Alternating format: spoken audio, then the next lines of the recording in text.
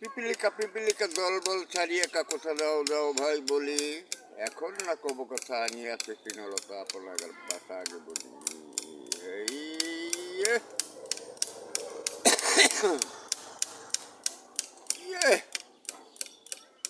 হু হু।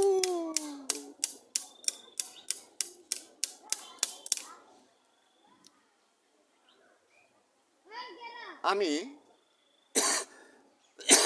বিগত দুদিন থেকে আমি এখানেই আমার বাড়ির কাছে আমি নেট চালাচ্ছি। এর আগে আমাদের এখানে সদরে বক্সিগঞ্জে,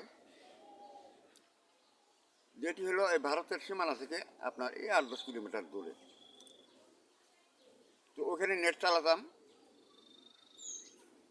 এখন আমি করব কি, ওখানে যারা আছে বলিদান হবে তাদেরকে আমি কাশি উঠছে, মানে কথা বলতে তাদের গলা কাটা যাবে, তো এই কাশিটার এই কাশিটাতে টের পাওয়া যাচ্ছে, এই কাশিটা এসেছে, তাদের গলা কাটা যাবে। তো তাদেরকে কি একবারে ধরে ফেলবো, আর তখন ধরে ফেলবো তখন এইখানের কেউই আর চাবে না, বিশেষ করে যে পুলিশেরাও আমাকে ধরবে না, এটা আর এখান থেকে কেউ তা চাচ্ছে না।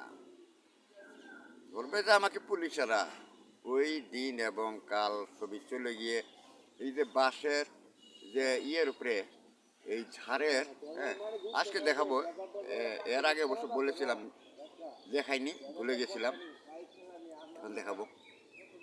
তারা তারা আর কি বদলে এখন এই বাঁশের ঝাড়টা এই কঞ্চিতে কিভাবে রূপ নিয়েছে, যেভাবে তা হলো আমি তখন আর চুপ থাকবোই না বলে, তাহলে কি করব, উকিল আছে পাশে একটা, এক হাত দিয়ে পুলিশদেরকে ধরে উকিলকে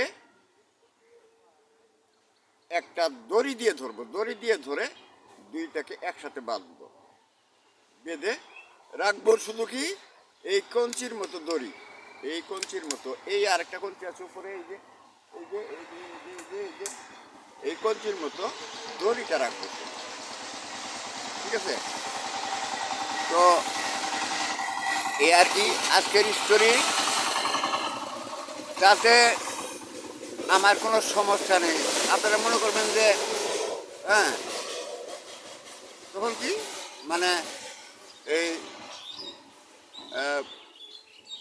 বন্দুক, হ্যাঁ বন্দুক তখন আমার এই ইয়েটার মতো, এই দুটো কাঠির মতো পুলিশেরা থাকবে ভয়ে, এবং এই কাঠির দুটোর মতো এই যে এখানে সেখানে পরে থাকবে, থাকলেই বন্দুকটা পরে থাকলেই ভারতীয়রা সুন্দরভাবে আসতে পারবেন তখন আমাকে